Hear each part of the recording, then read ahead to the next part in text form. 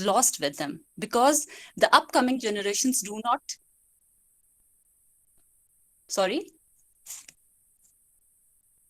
I Continue, ma'am. audible? Yes, yes, Yeah. you are audible. So You are audible. yes. So the point here is that the languages are dying with the people, the people, the forefathers that were, experts in that language, that they have the grip on that language. But now the upcoming generation, since the language is not taught to them, they are not able to, learn that language and transmit that language, their language, to the upcoming generations.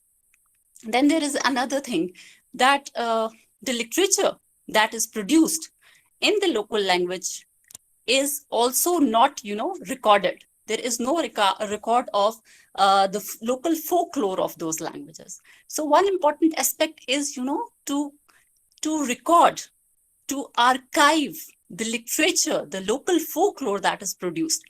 We have such a rich,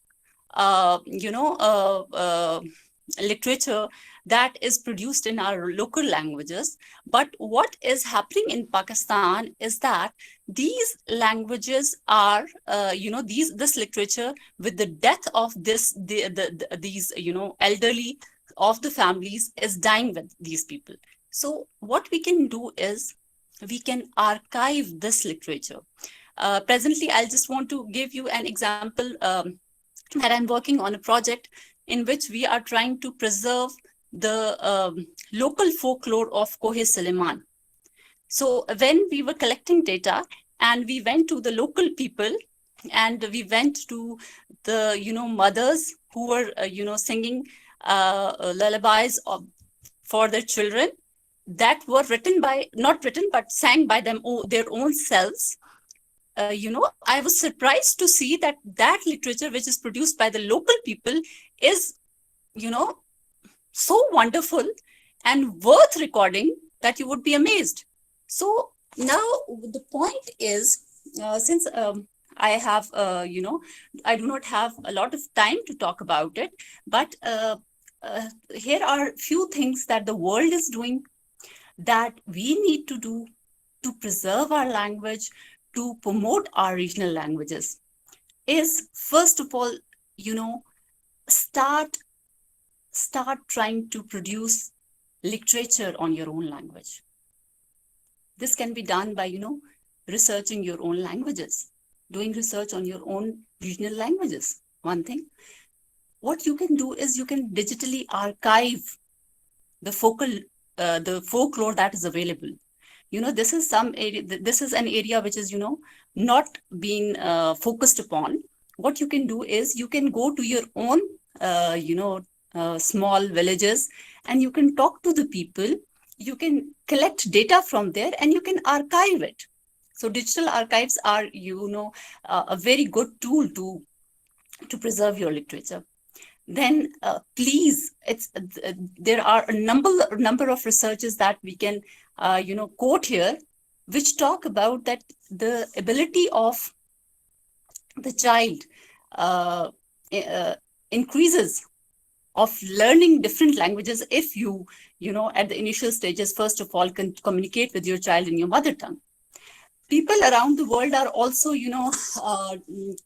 celebrating uh, mother tongue days. That will also be a platform to create awareness among scholars and people to learn about the importance of the regional languages. So in my point of view, these are some suggestions that are very important at a very basic level. But then again, there is a contribution of language policy, and you can, I'm sure that Dr. Kashif would be able to focus more on that. And probably we would be having more sessions in which we can in detail have a discussion of what can be done in Pakistan to preserve these regional languages. I would like to appreciate the efforts of, academies, regional language academies, for example, Balochi Academy in Balochistan, and there is a Hazara Academy in Balochistan, that are trying to, preserve the literature on the regional languages. And similar type of work is done through translations A lot of translations are done in order to preserve the languages in the local languages. For example, Quran Pak is translated in Punjabi, and then there are so many other examples. So I guess that is it from my side. Over to you, Turab Saab. Thank you very much for this talk. Indeed, it was very insightful talk. And let me introduce Mr. Kashif. Mr. Kashif Raza is currently a lecturer in English at Qatar University Foundation Program and has previously taught in US and Pakistan. He had served on various leadership positions as well as the faculty senate. His research interests include language policy and planning, education leadership, expectations and perceptions in education, second language writing, and legal English. Kashif presents frequently at international and regional conferences. His forthcoming work is co-edited book on policy development in TESOL and multilingualism that will be published by Springer. This was a brief introduction of our today key speaker, Mr. Kashif Raza. Over to you, Sir Kashif, please.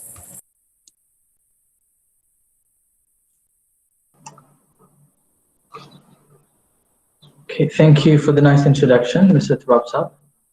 Am I audible? Can you hear me and see me? Yes, you are audible. You are audible, yes. And we can see. Oh, great. Sure. All right. So let me share my screen.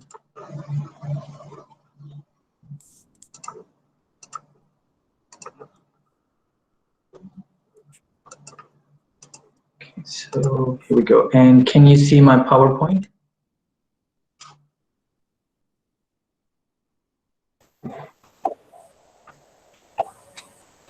Yes. Can you see the point? Yeah, okay, right. Wonderful. Thank you for the nice introduction, and thank you for the powerful introduction given by Dr. Mahwish. I mean, that was amazing.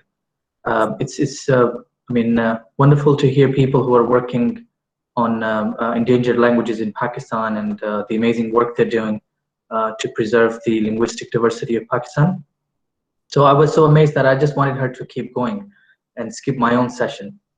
I just want to acknowledge before we begin that I don't have a doctorate yet, but I'm working on it. So hopefully in the future. So I would take that title as a kind of a title that I would use in the future as a doctor. So I think today's session also links with what you have been talking about and what this platform is trying to raise awareness about, the endangered languages of Pakistan or in other parts of the world. So in my understanding, one of the biggest challenges to the languages that are going in danger are that people are losing interest in preserving their languages. And there are different reasons why that is happening. And one of that is the lack of economic opportunities in those languages.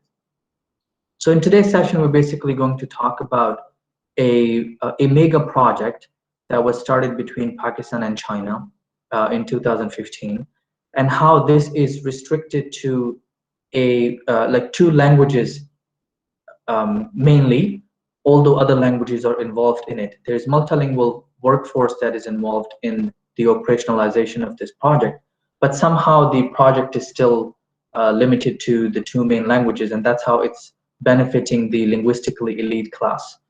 So this session will basically showcase how when we create economies in powerful languages or dominant languages, people lose interest in their own languages. They try to become monolingual or become more expert in dominant languages and less expert in their own languages. And that's how those languages are not passed on to their young generations, and then a language may die. So let's get started with the CPEC and Pakistan's language policy. In my sessions, I do acknowledge myself as a multilingual speaker, so which means I not only acknowledge it, but I also practice multilingualism in my professional development sessions. So you will hear me speaking Urdu, Punjabi while I am talking, because I try to use these platforms to give awareness to people that it is okay to speak your own languages at professional platforms like these. So if you are a Punjabi speaker, Pashto speaker, Seraiki, or any other language speaker, please do speak those languages at these platforms so that people who are shy, people who are discouraged through systematic, the systems that create opportunities for more languages than some languages than the others. So those systems can be, ignored, and people can start celebrating their multilingualism. Okay.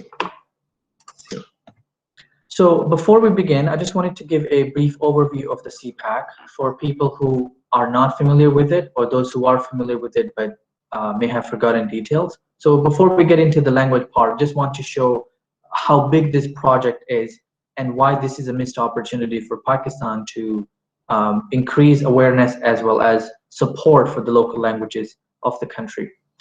So this is a sub-project of China's mega scheme, which is the Silk Road. And the mega scheme that China is working on is called the Belt and Road Initiative. And that's how they're linking China with the neighborhoods, like countries like Pakistan, Afghanistan, Sri Lanka, and other countries. The estimated worth of the CPEC project is $62 billion. And through this project, China is looking into collaborating with the outer world in 3 areas, especially with Pakistan: transportation corridor and industries, economic and trade cooperation, and finally, people-to-people exchange and cultural communication. In today's session, we're going to focus on the third one because that's where language plays a big role. And I'm going to highlight how, although the Chinese government and the Pakistani government are trying to achieve these 3 areas, but they're mainly focused on the first 2, and the third one is not going to be achieved anytime soon if they don't talk about language policy. The CPEC project covers China's area, like one region, and the entire territory of Pakistan, and it's going to go beyond this because now other countries like Saudi Arabia and Iran are also interested in it, and I think they're also going to become part of it soon. The current plan that the government is working on or following is called the Long-Term Plan for China-Pakistan Economic Corridor 2017 to 2030, and my today's session is basically based upon this plan. So what I've done is a case study of the CPEC and looked at this plan to see how this plan is promoting Mandarin and English on top of other languages spoken in Pakistan. Okay, so the CPEC is basically going through all these cities. This is just like a picture that was taken by Farouk and Aftab in 2018. So I borrowed it from them for this session. As you can see that the project is going through Pakistan in different provinces and major cities of the country. And this means that it is not only involving those geographies, but also people and languages spoken in those areas. So which means that it's not just English and Mandarin involved in this language, there are other languages involved in the project as well. Just to highlight some names that the project is trying to connect from Kashgar to Karachi and Gwadar, and it's going to go through all these cities you can see. For example, those major cities like Gilgit, Peshawar, Dera Ghazi Khan, Islamabad, Lahore, Multan, Quetta, Sakkar, Hyderabad, and some smaller areas as well, which are not listed or acknowledged in that long-term plan. So when we come to Lahore, we're not just going to Lahore, we're also going to the neighborhoods, like the neighboring cities. And people from those neighboring cities will also come to Lahore to work on the project. This means all the neighboring, the languages spoken in the neighborhood will be involved in the CPEC project. However, the current policy of the government, as per the agreement, is that they are going to produce the documents in Chinese, which is Mandarin, and English. And so both languages will be considered equivalent, or both versions will be considered equivalent. This basically delineates the policy of the language policy followed in the operationalization of the CPEC, that all the major information related to the project, for example, tenders, project updates, communication between the governments will happen in Chinese, which is Mandarin, and English only. We have been talking about Urdu as the national language of Pakistan, but although it is also one of those languages that people believe has also suppressed other languages in Pakistan, but even in this case, Urdu is being ignored. But if we look at the other side, so what are the other languages spoken in CPAC? I got in touch with one of the officers who's involved in the CPAC project through email. And in my communication with that person, I found out that basically there are three types of communications happening in the operationalization of the CPEC project at micro level. This is not the macro level. So Chinese officials are communicating with their workforce in Mandarin and other Chinese languages.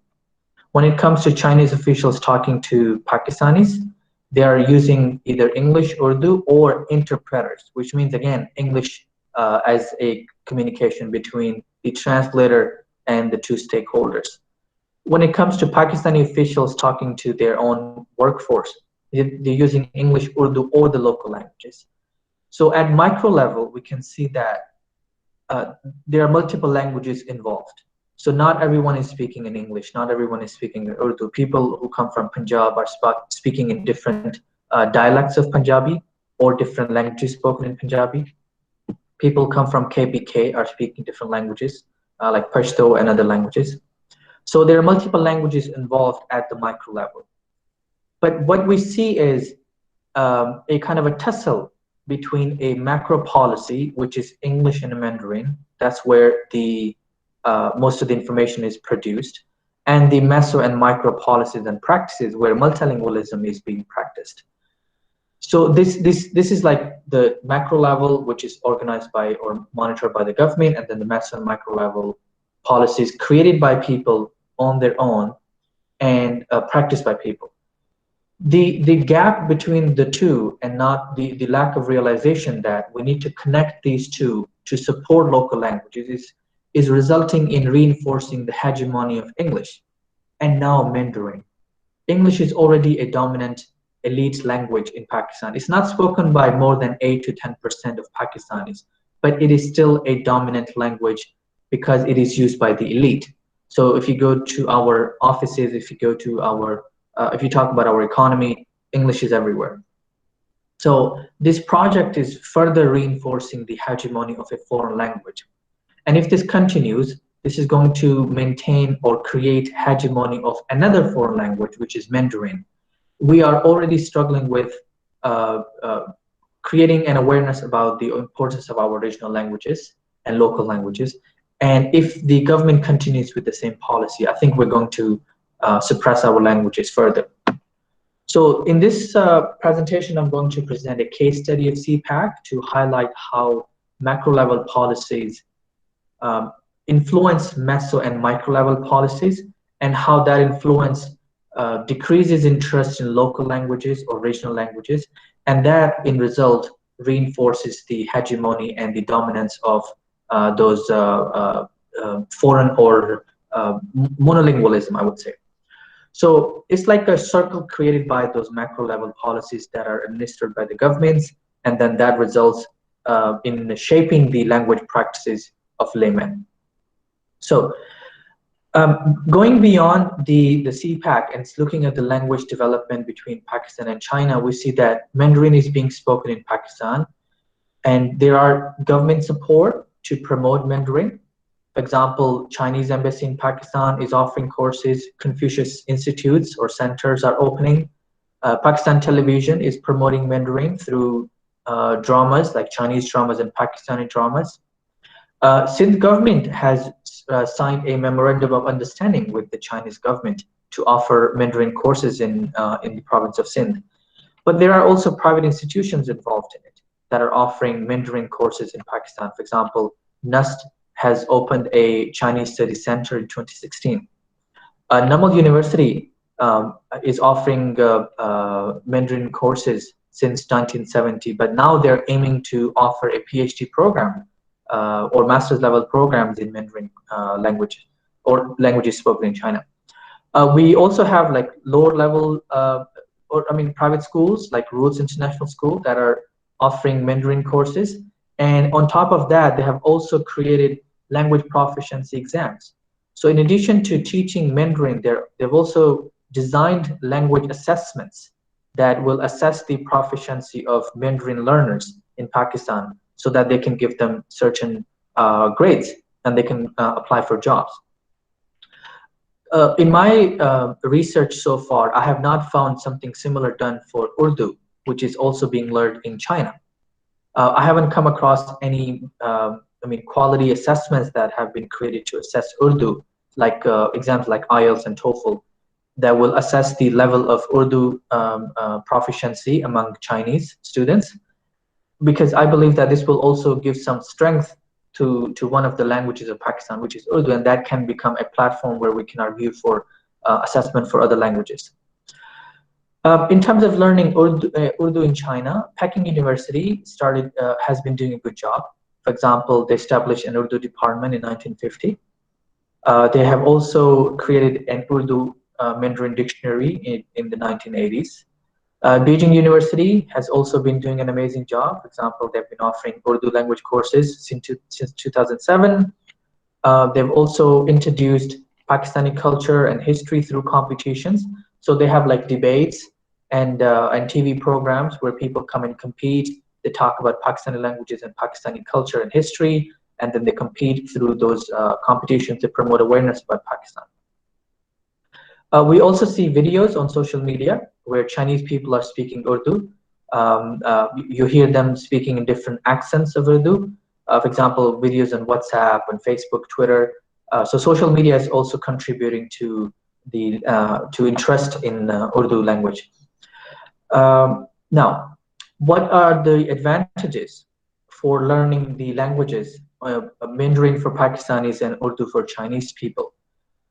So when it comes to learning Mandarin for Pakistanis, I think the main advantage is that the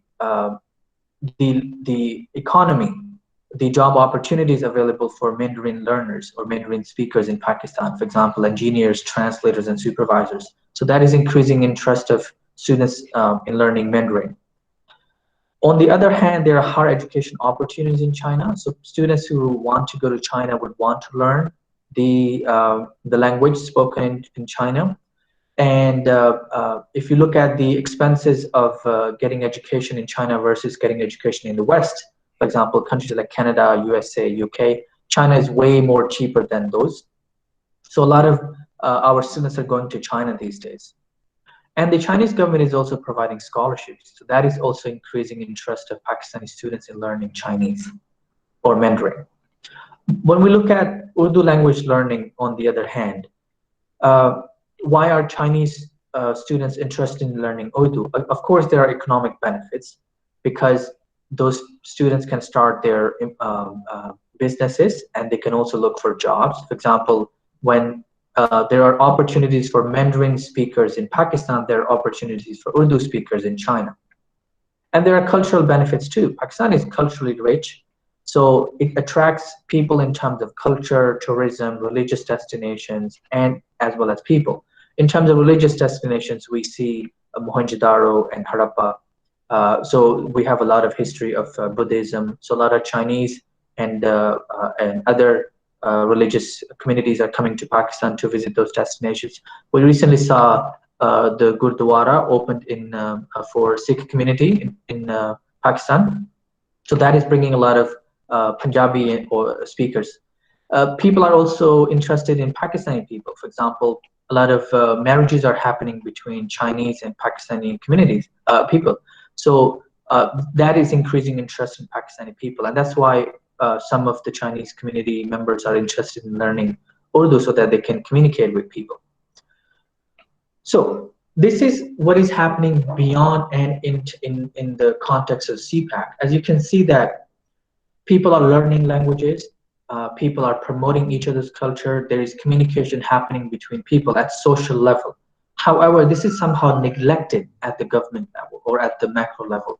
And that is the real danger, because if governments continue on the same path like they are doing now, then we will be able to maintain a multilingualism at social level, but it will never be pushed to a bit of a higher level where governments start to create policies in different languages and start recognizing the importance of those languages. And that's how governments, if they realize that these languages are important to be pushed at a higher level, we will be able to get education in those languages. We'll be able to get healthcare in those languages. We'll be able to become lawyers and judges and practice our languages in those at those platforms. So that's why multilingualism is happening at social level in terms of the CPAC, but it's not happening at the government level. And that's what I'm going to argue in today's session, that the government of Pakistan needs to realize that it has to acknowledge the importance of local languages if it wants to create opportunities for its people to benefit fully from the CPAC. So what is happening currently in terms of language when it comes to the operationalization of the CPAC project? So there's a top-down bilingual policy, like I said in the beginning, where English and Mandarin are used, and that is reinforcing the hegemony of foreign languages. Both of these languages are foreign languages. They're not spoken as major languages in Pakistan, but somehow we are still living in that colonial era where we believe everything must be done in English to attract the international community towards Pakistan. The economic, and as a result of that, the economic opportunities associated with the CPAC will be limited to people who speak English and Mandarin. Like I said in the beginning, that all the information related to the CPAC is created in English when it comes to Pakistan. So if you and I don't speak English, there's no way we can get access to what kind of tenders are coming in, what the government is interested in, what new projects the government is starting. So this is mandating that if you don't speak English, you basically have very little opportunity to get benefit from the CPAC. And same thing is China. Mandarin is spoken by people in China, but that's not spoken by everybody. There are so many other languages that are spoken in China. Both governments keep these two languages as the medium of communication and operationalization. This is going to keep a lot of other language speakers away from those economic opportunities that we're aiming for. And I see that if this continues to happen, then we are going to miss another opportunity to promote local languages of Pakistan. So CPEC has the potential to promote local languages.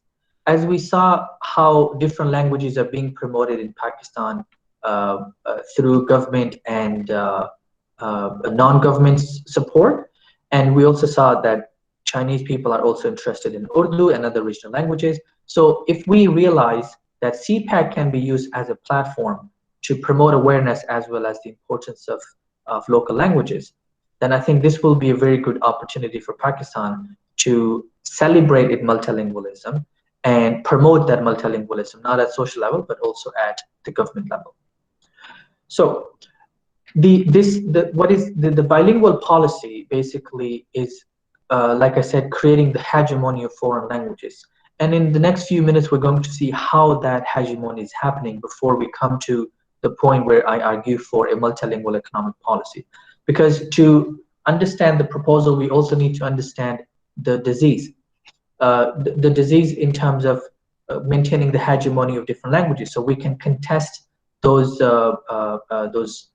hegemonies at different levels, and we can see how this is happening. So when we create our plan, we can target our plan towards those areas. So English, the hegemony of English is maintained by government policies and practices in certain ways. For example, they are maintaining monolingualism again. So there is a belief in countries like Pakistan, which are still somehow living in the colonial era, that monolingualism works best. So here, what they mean by monolingualism is that one language will maintain unity among people. So that's how we have Urdu as a national language, because they believe that if everybody speaks Urdu, everybody will be connected. So yeah, that's correct, but that should not restrict people or stop people from speaking or practicing their own languages. So if we continue to maintain monolingualism, again at CPEC, that's basically going to sustain the hegemony of English in the country. And most of the information created in terms of the CPEC is created and shared in English. If you go to the website of CPEC, which is created by Pakistan, you will see that the information is available in English and Mandarin only. There's nothing available in Urdu. However, I also want to acknowledge that they have recently started sharing information about the projects in, in Urdu on different websites, for example, Facebook. So they have created brochures, and those brochures have information about the project or the projects in Urdu, for example, what has been accomplished, what is happening here and there. But that is mostly happening after the project has completed. And certain people have already benefited from that project. What we are arguing for here is that before you benefit a certain community, you need to create opportunities for other language speakers. So we want to have access to Pashto speakers, Seraiki speakers, Punjabi speakers before the tender comes out, so that people can read that information in their own languages or communicate that information to each other in their own languages before someone else gets the opportunity. We also see PTV, like Pakistan Television, also promoting English language. For example, there's a TV program called CPEC Time, and there are two hosts in that TV program. One is a Pakistani and the other one is a Chinese. The Pakistani host will speak English and Urdu, and the Chinese host will speak English mainly. So again, English is the dominant language at the Pakistan on the national television. We also see non-government policies and practices that are promoting English as a dominant language. For example, in teaching Mandarin, I have also observed that English is being used as a medium of communication. For example, when we go to Mandarin classes, we also see that English is being used to explain Mandarin, explain different concepts of Mandarin, as well as giving information about Mandarin. So I went to different websites of some of these institutes who are promoting or offering Mandarin courses, for example, NAML and NUST, or RIS, Roots International School. Majority of the information is in English. Now, these programs are for Urdu or Punjabi and Seraiki language speakers, I mean, different language speakers in Pakistan. So why is that information given in English? If someone already knows English, why would that person be interested in reading or learning Mandarin? Because they can communicate with a translator, and that translator can talk to the Chinese person. So people are interested in Mandarin because they don't know English. So, or they know English, but they also want to develop another language. So why not give that information in the local languages of Pakistan? For example, NAML and NUST, however, have given information about Mandarin in Mandarin and English. Again, local languages are ignored. So I'm going to go here in a little bit of Urdu. अगर मैं Mandarin सीखना चाहता हूँ, तो मुझे अगर information Urdu में provide की जाएगी या पंजाबी में दी जाएगी या सिराइकी पश्तो में दी जाएगी, तो मुझे बेहतर समझ आएगी कि मैंने Mandarin कैसे सीखनी और कहाँ जाना है. अब अगर मेरी उर्दू इंग्लिश अच्छी नहीं है, तो मुझे फिर किसी ट्रांसलेटर की मदद चाहिए होगी कि मैं पहले उस कोर्स के हवाले से इंफॉर्मेशन हासिल करूं किसी ट्रांसलेटर के जरिए, फिर उसी ट्रांसलेटर के जरिए मैं मैंड्रिन कोर्स के लिए अप्लाई करूं और फिर मैं जाके मैंड्रिन का कोर्स लूं, और उसमें भी इंग्लिश जो है वो as a medium of teaching जो है वो यूज हो रही है. तो इसमें जो पॉइंट मैं रेज करना चाह रहा हूँ वो ये है कि हमारे गवर्नमेंट के अलावा हमारे जो तालीमी इदारे हैं वो भी फॉरेन लैंग्वेजेस की हेजेमोनी और डोमिनेंस को मेंटेन कर रहे हैं, willingly or unwillingly. I don't want to go into that area, but the current practices are basically maintaining the hegemony of certain languages because as we discussed in the beginning, that we believe certain languages are more important than other languages, and these practices are basically reinforcing that ideology that information created and shared in English or Urdu is more important than information shared in other languages. I mean, Punjabi क्यों नहीं बोल दे, पश्तो क्यों नहीं बोल दे, सराइकी क्यों नहीं लिख दे, उर्दू क्यों नहीं लिख दे. मतलब ये है कि हमारी अपनी लैंग्वेजेस को क्यों इन डिफरेंट प्लेटफॉर्म्स पे जो है वो इग्नोर किया जा रहा है. Okay, so what this is doing, if you look at if you do a discourse analysis of these practices, this is basically creating knowledge in English and making English is a prerequisite for learning Mandarin in Pakistan. Learning a different language or a new language is not bad at all, but this should not be happening at the expense of local languages. And I think the current practices are basically maintaining the monolingual ideologies further in the country. What about Mandarin? how is Mandarin being promoted and implemented, and how this is becoming a challenge for the local languages of Pakistan. So there are voices that it looks like another foreign language will be promoted in Pakistan at the expense of local languages. For example, we see people talking about the Chinese cultural diplomacy in Pakistan, and people are talking about the way Mandarin is being promoted and being taught at the expense of local languages. We may end up welcoming another East India company in Pakistan. Or are we moving towards another linguistic imperialism, where another foreign language is going to dominate our economies and our education system than our local languages? For example, the Senate has recommended teaching Mandarin language courses in the country. I am not aware of any of the Senate a recommendation about the local languages, that local languages must be taught, or language should be taught in the local languages of Pakistan. So why is Sindh so interested in a different foreign language than their own language? Sindh government has, for example, signed a memorandum of understanding. Why doesn't the Sindh government teach the local languages spoken in Sindh? Same thing with Confucius centers. Although they're closing all over the world, but the government in Pakistan is opening more and more of them, which is going to promote Mandarin across the country. There's nothing wrong with that, but again, that should not be happening at the expense of local languages. And now, where do the local languages stand in all of this? What is happening to the local languages? Again, ignorance. We are ignoring our local languages because they're not being promoted. While the CPEC, one of the agendas of the CPEC is to create people-to-people exchange and communication, the governments are hoping that that will happen through English and Mandarin. I think that's a misunderstanding, and it's better that the governments realize that as soon as possible, so that they can achieve the third objective of the CPEC. And if we look at teaching local languages, except Urdu, no other language is being spoken or talked about. For example, in China, people are learning Urdu, but what about the other 70 or 70 plus languages spoken in Pakistan? What about the regional languages? Not everybody in Pakistan speaks Urdu. It's a national language, yes, but not everybody speaks Urdu, and they should not. Majority of the people who go to school will definitely speak some Urdu. But if we are assuming that everybody speaks Urdu, and by learning Urdu, you will be able to create people-to-people exchange and communication, I think that's also another misunderstanding, the same as in the form of English. And then meso and micro-level practices are showcasing multilingualism, but again, they're being discouraged. They're being ignored by the bilingual policy that is implemented onto Pakistan, again, in the form of CPEC. So what this is doing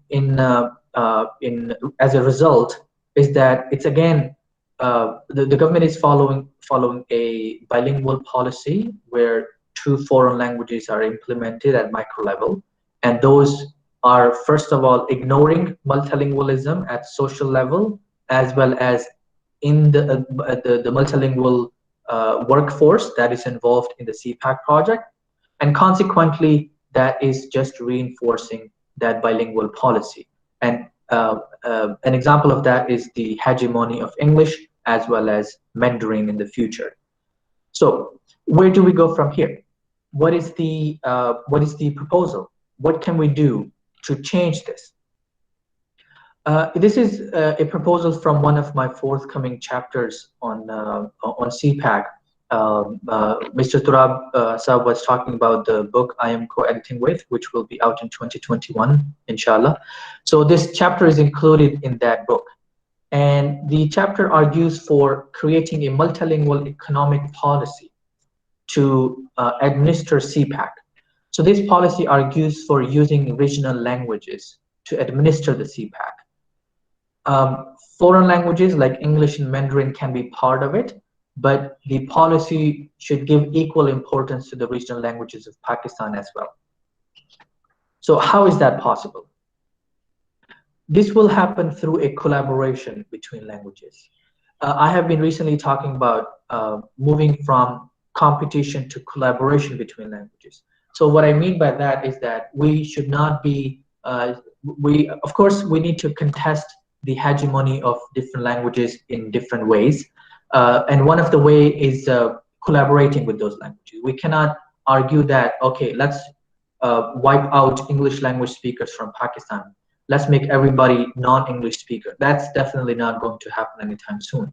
So what we need to do is work with English language, create a space for local languages while promoting foreign languages, because of course we need to be in touch with the international community.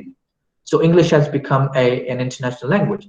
So learning English is not bad. However, this should not happen at the expense of local language. So that's where I argue for collaboration between languages, that we promote Mandarin and English, but along with the local languages of Pakistan. I think CPEC is a very good opportunity.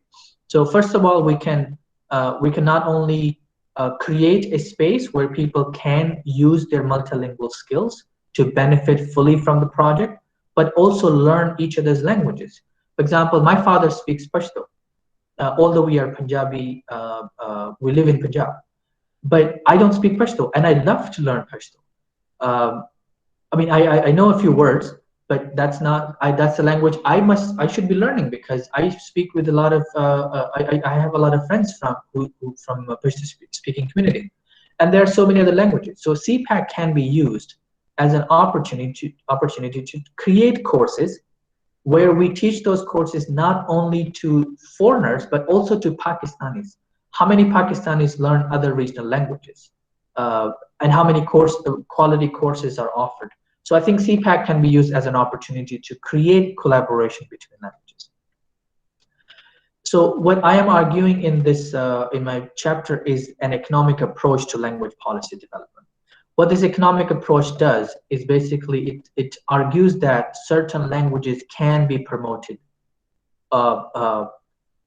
with the aim of creating opportunities for people to gain to access financial, job opportunities, employment opportunities, and financial gains. So when we talk about languages promoted for educational purposes, languages promoted for economic purposes, following the same pattern, we can also say that languages can also be promoted to find employment. Languages can also be promoted to find earning. So if we promote languages with this agenda and create courses that when people learn these languages, when people practice these languages, they will be able to find jobs. They will be able to help each other. They will be able to maintain their multilingualism at different levels.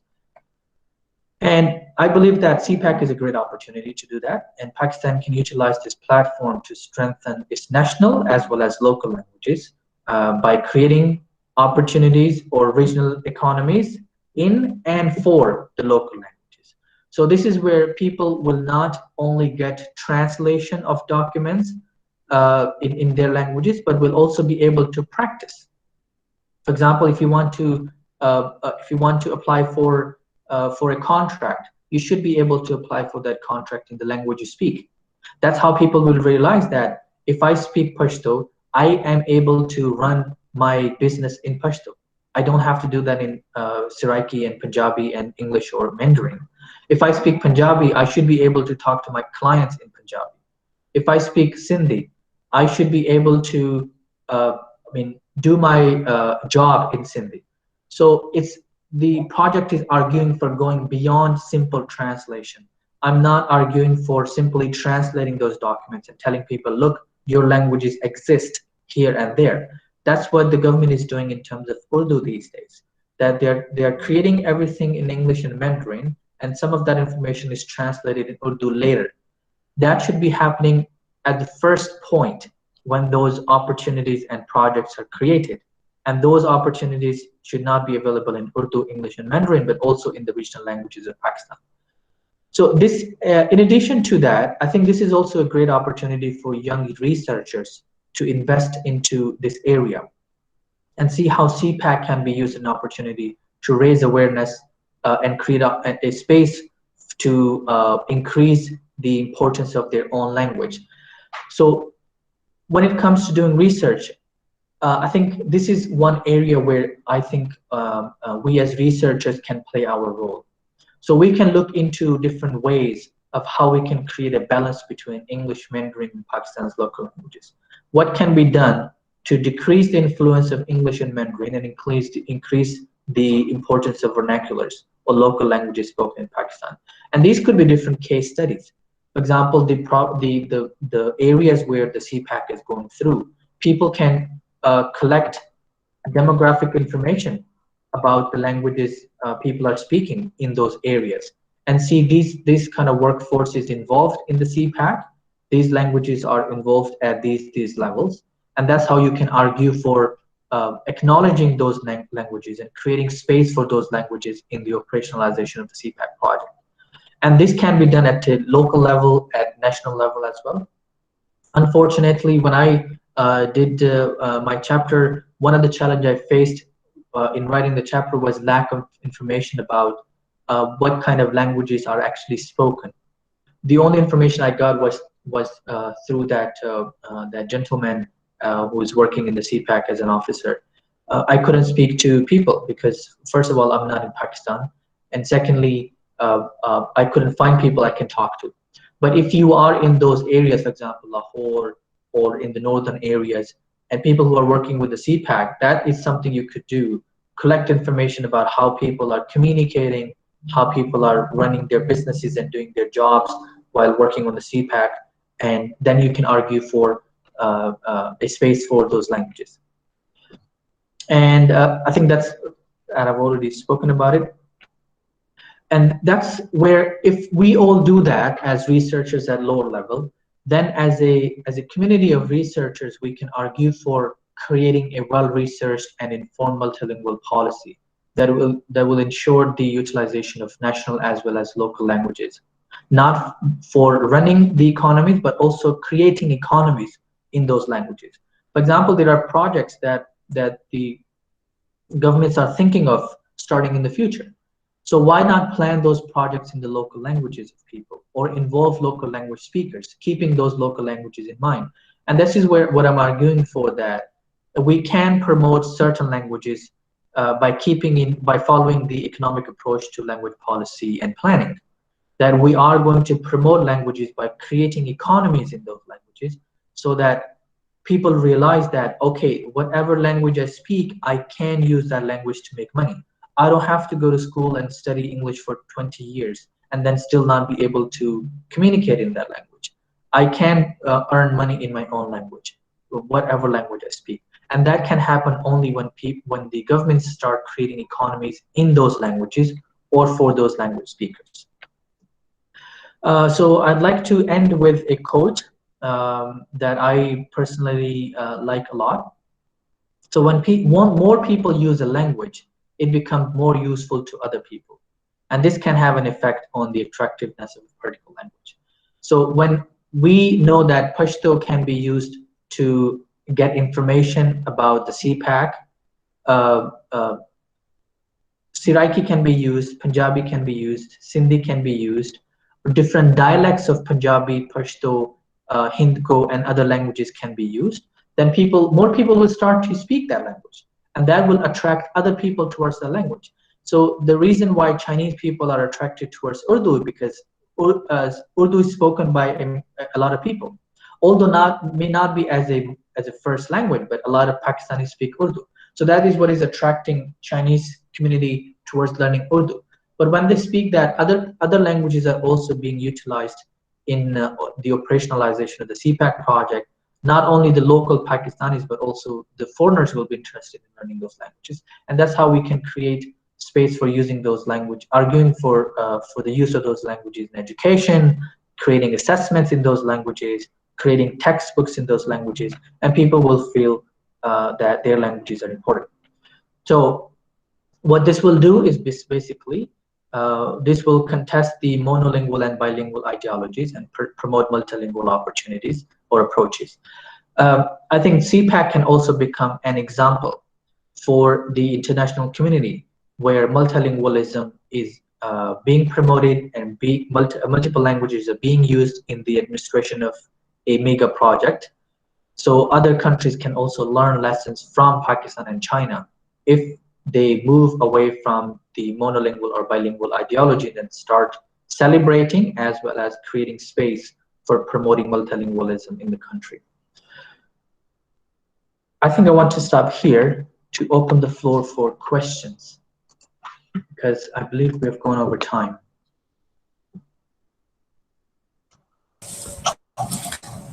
Thank you very much for such enlightening session. Yeah, we have questions, but in a chat bar, I have some questions. The first question is from Yameen Bangash. She's my cousin and a student of BS English, Namal Peshawar campus. Well, her question is, how can we promote our regional languages while we are totally concerned about English language primarily? I think that's a very valid question, and a lot of Pakistanis or the international community is worried about it. We need to realize that multilingualism is a skill, and this can start at individual level.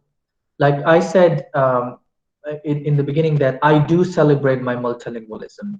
At platforms like these, I do, even though I speak for a minute or a second, I do try to speak Urdu and Punjabi, as my mother tongues.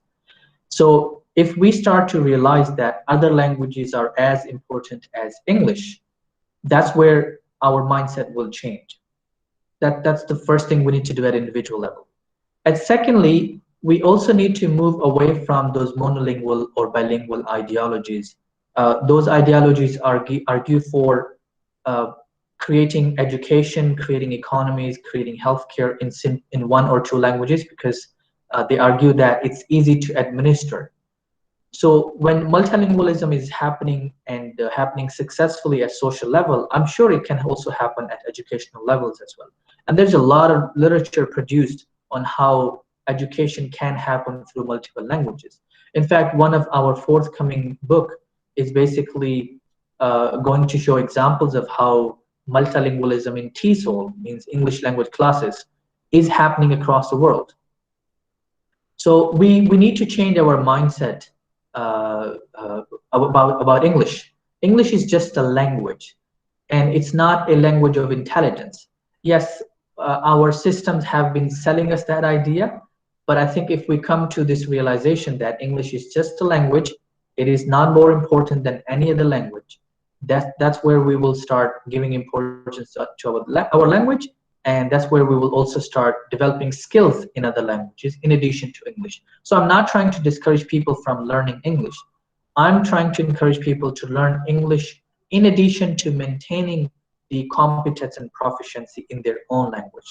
That's the way forward. That's the way to celebrating multilingualism at different levels. I hope I answered your question. Thank you very much. Yes, we have second question that is from my senior PhD scholar, Alamgir Mirza. His question is, isn't CPEC a new imperialism or new colonialism for Pakistan? Will not the vices of multilingualism or mother tongue-based education be buried further with it? If yes, what should be the role of researchers to combat this new challenge of Mandarin along with the previous ones? Yeah, I think that's pretty much what I've been arguing for. So we agree on that point, that if this continues the way it is going, this will definitely become another example of linguistic imperialism, where we will have two foreign languages running our economies. So until we don't create space for local languages, that is definitely going to happen in the future. So like I said in the last, I kind of talked about towards the end of the presentation, we as researchers can start collecting information. I am actually open for collaboration. If anyone is interested in working on CPEC, I would love to work with you guys, and we can start collecting data about languages spoken in different cities and regions. For example, we can do a case study of, let's say, Peshawar. So what kind of workforce is involved in the CPEC, and what languages do they speak? That can become a case study, like a demographic. We can collect demographics about those people. I'm sure the lower labor speaks the regional languages or the languages spoken at their home. to talk to each other from similar areas. Or if they don't, then they may be using Pashto. It's very rare that they would be speaking English to communicate with each other because they've never probably gone to school. So if we start collecting the data and we have good quality and good amount of data, that can lead us towards arguing at a higher level that, look, this is the population, or these are the languages involved in the operationalization, or in I mean the multilingual workforce working on the project, and we need to acknowledge as well as create opportunities for these language speakers if we really want to benefit them. So as researchers, we can start collecting more and more information and arguing for these at different platforms. And we should have more sessions like these. I would like to listen to what other people are doing in terms of CPAC. The only thing that has come to my knowledge is a conference that happened in Pakistan probably a couple of years ago on CPAC. But we need to increase more. We need to talk more and more about it. The more we talk, the more we will be heard, hopefully. So can I add something here? Yes, please. I just wanted to share my experience that a few months back I got an opportunity to visit Gwadar, and I was observing that in most of the recently constructed new hotels and business center that is created that is developed there, the signage was based on English and Chinese language only. So that sort of attracted my attention, and I was thinking that as Ramzan Saab here I was reading in the chat box, talked about language and imperialism, and you were also talking about language imperialism, and again the neo colonialism thought that we are one way or the other are being driven towards this colonialism once again. So I strongly agree with what you said, that we researchers can do a lot to prevent this colonialism. What we can do is we can gather data, as you said. We can work on how these two communities, that is the English language community and the Chinese community, one way or the other are once again trying to empower us. One such idea of research can be studying the signage of Gwadar. If you look at the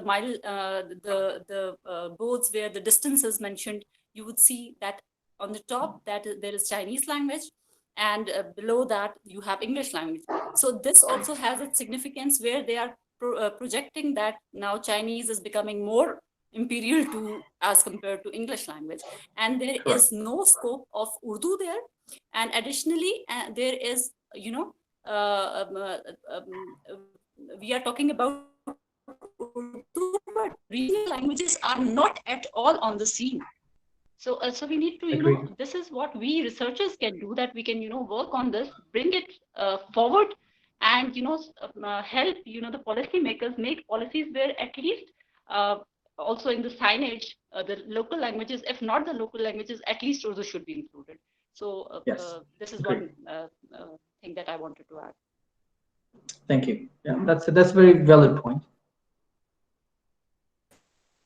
Yes, we have another question from Naveed. Naveed is saying that, is it good to offer foreign languages at tuition centers? If not, how we will get opportunities? I think he's talking about economic opportunities.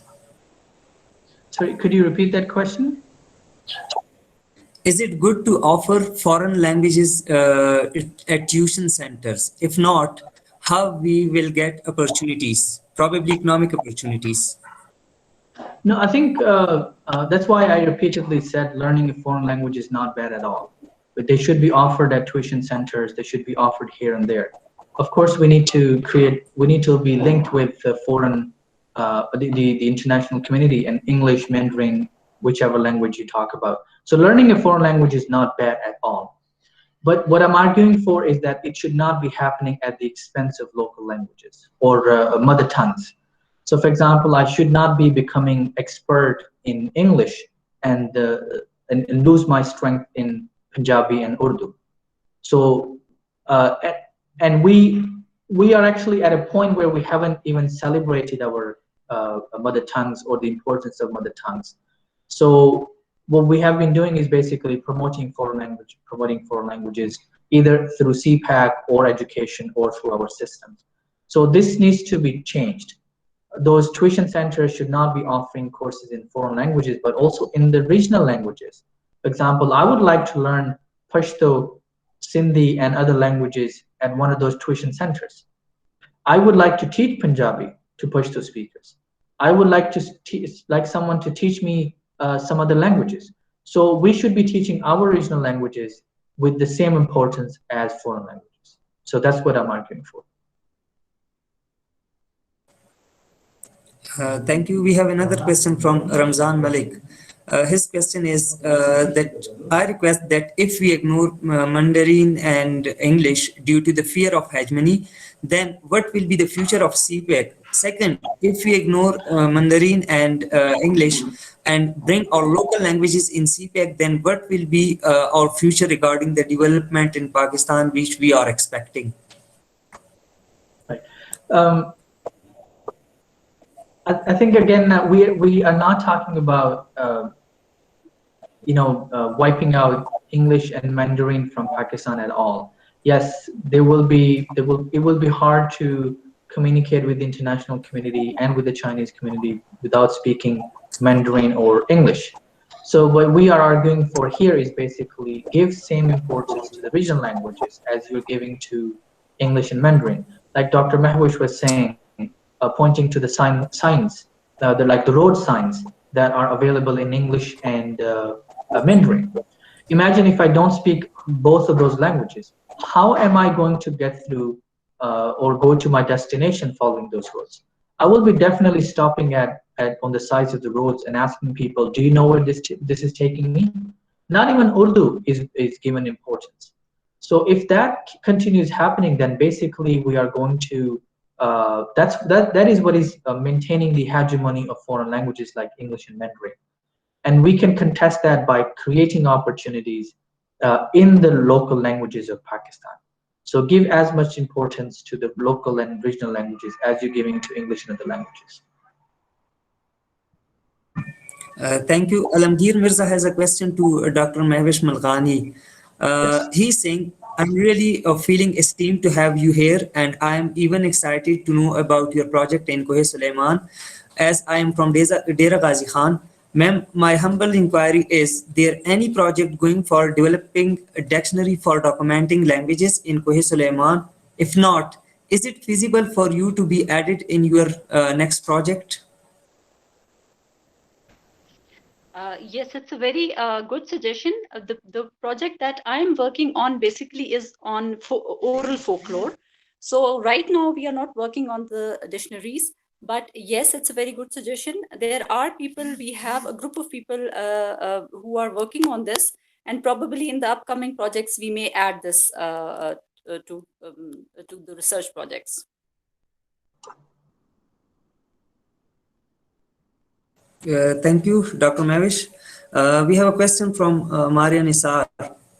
She's saying, my question is how we can preserve our mother language with the influence of CPEC. No doubt CPEC is playing a great role in Pakistan like a game changer, but what's the future of our mother language? How can we maintain it? I think we can maintain it and create space for by arguing for creating a space for the inclusion of our mother tongues in the operationalization of the CPEC project. So like I gave example of tenders or opportunities for businessmen to get involved into the project.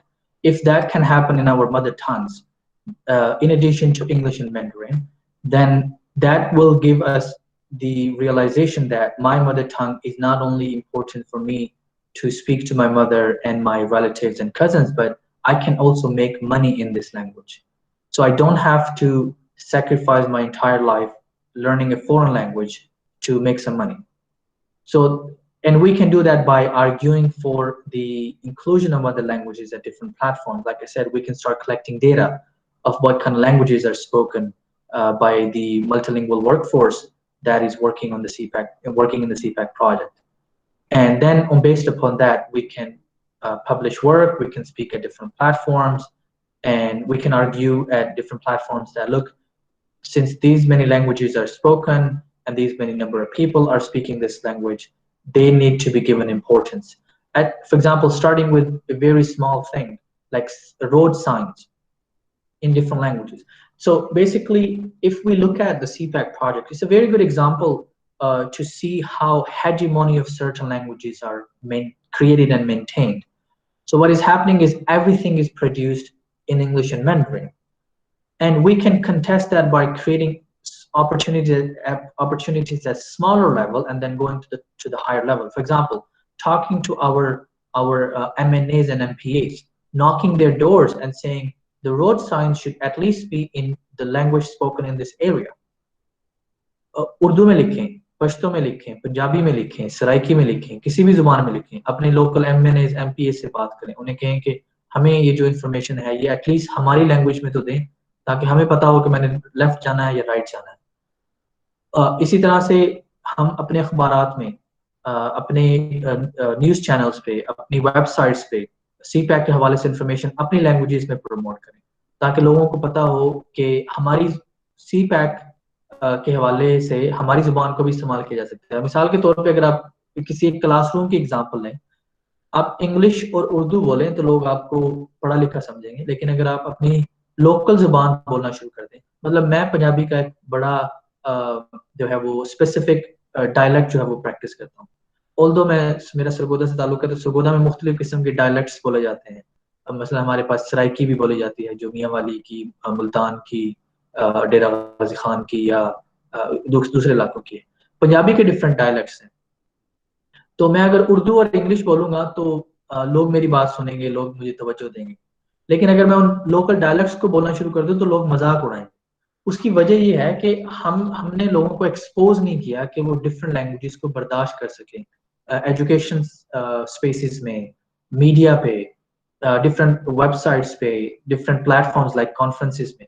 तो जब तक हम अपनी mother tongues को, अपने languages को खुद realise करके उनमें इकोनॉमीज को क्रिएट नहीं करेंगे, उनमें इंफॉर्मेशन को क्रिएट नहीं करेंगे, तब तक उन जुबानों की अहमियत को उजागर नहीं किया जा सकता और उनके लिए स्पेस जो है वो क्रिएट करने का आर्ग्यूमेंट जो है वो बिल्ड नहीं किया जा सकता। मिसाल के तौर पे मैंने देखा इसी कोरोना वायरस के दौरान कि कुछ दोस्तों ने लोकल लैंग्वेजेस में कोरोना वायरस के हवाले से इंफॉर्मेशन को फैलाया। पाकिस्तान में ये हुआ, यहाँ कतर में हुआ। कतर में जो है जितनी इंफॉर्मेशन है वो सारी लोगों को उनकी लोकल लैंग्वेजेस में प्रोवाइड की जा रही है। जैसे उर्दू बोली जा रही है, यहाँ आप हॉस्पिटल कॉल करें तो आपको उर्दू में इंफॉर्मेशन मिलेगी, आपको मलयालम में मिलेगी, आपको फिलिपिनो में मिलेगी, आपको इंग्लिश में, आपको हिंदी में, मतलब डिफरेंट लैंग्वेजेस को इस तरह से प्रमोट किया जा सकता है। जब हम अपने इंडिविजुअल लेवल पे उन लैंग्वेजेस को सेलिब्रेट करना शुरू करें और डिफरेंट लैंग्वेजेस को बोलना शुरू करें। जैसे मैंने कहा कि मैं अपने हर सेशन में कोशिश करता हूँ कि मैं कुछ ना कुछ उर्दू और पंजाबी जरूर बोलूँ ताकि लोगों को, ये पंजाबी बोलने वालों को एटलीस्ट ये एहसास हो कि इंटरनेशनल प्लेटफॉर्म पे भी पंजाबी बोली जा सकती है। मैं एक सेशन में था सिंध में, कराची में, तो जो होस्ट थे मैंने उन्हें इनकरेज किया कि आप सिंधी बोलें ताकि आपको सुनने वाले जो सिंधी स्पीकर्स हैं उन्हें एहसास हो कि मैं इंग्लिश और उर्दू बोलने के साथ साथ सिंधी भी बोल सकता हूँ, पश्तो भी बोल सकता हूँ, और डिफरेंट लैंग्वेजेस भी बोल सकता हूँ, उनके डायलेक्ट्स भी प्रैक्टिस कर सकता हूँ। तो जब तक हम इनके लिए स्पेस क्रिएट नहीं करेंगे, हमारा आर्ग्यूमेंट जो है वो एक स्ट्रॉन्ग बिल्ड नहीं होगा कि हमारी लैंग्वेजेस को रोड साइंस बनाने के लिए, टेंडर्स देने के लिए, इंफॉर्मेशन शेयर करने के लिए, इंफॉर्मेशन क्रिएट करने के लिए, मिनट्स लेने के लिए मीटिंग्स के, यानी स्मॉल स्पेसिस से आप शुरू करें, फिर आप मैक्रो लेवल पे चले जाएं जहां आप आर्ग्यू करें कि हमारे लैंग्वेजेस को कम्युनिकेशन के लिए भी यूज किया जाए बिटवीन गवर्नमेंट्स। मतलब that's where you can start at a very lower level, at a very simple step, and then keep arguing for it at a, like, keep pushing for it towards the higher end.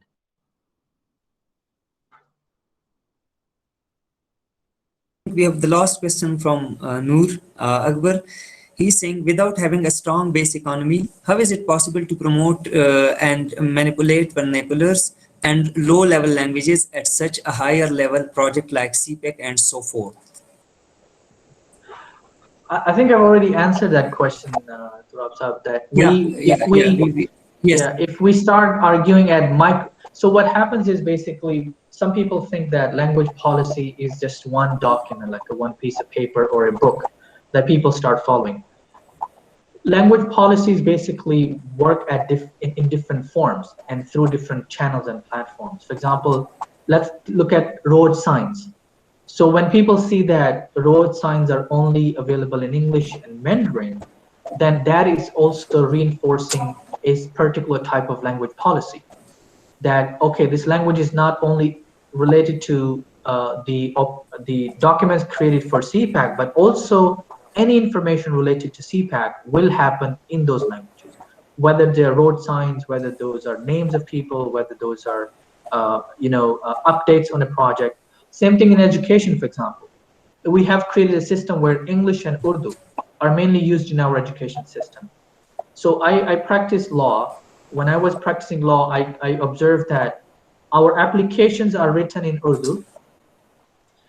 When you file a case, the lawyer argues your case in either Urdu or Punjabi, Pashto, Siraiki, whichever language is spoken in the area. The judgment comes in English. I haven't seen a judgment from a judge coming in Urdu. So what is that? That's basically a language policy that has been adopted by our court system. That you will come and talk in your language. You will write the application in Urdu or English, and then we will give the judgment in English.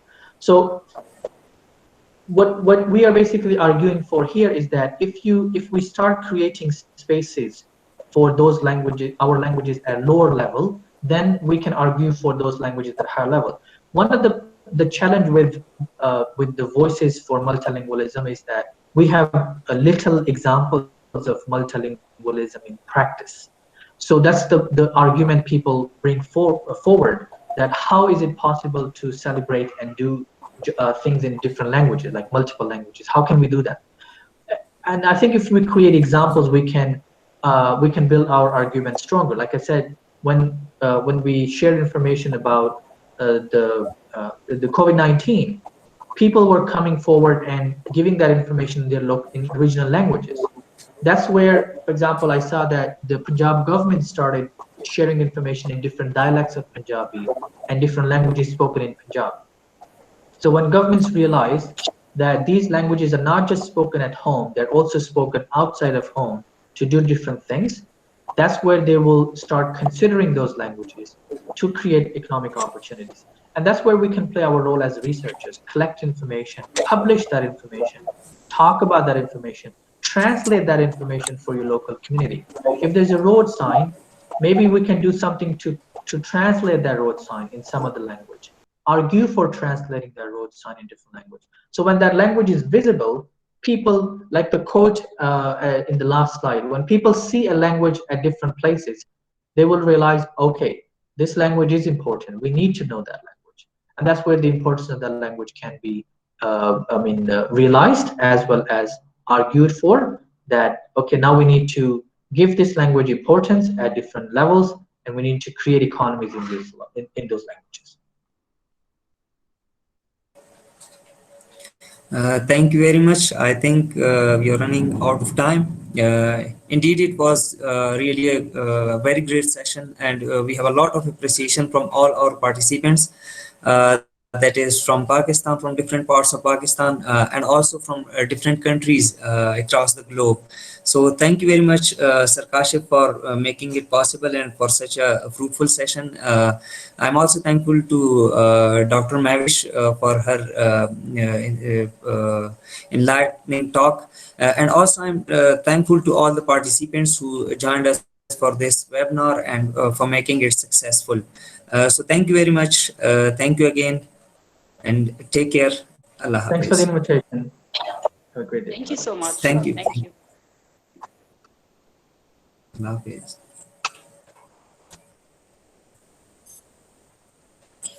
Ja, dat weet ik net zo. Nou, voor,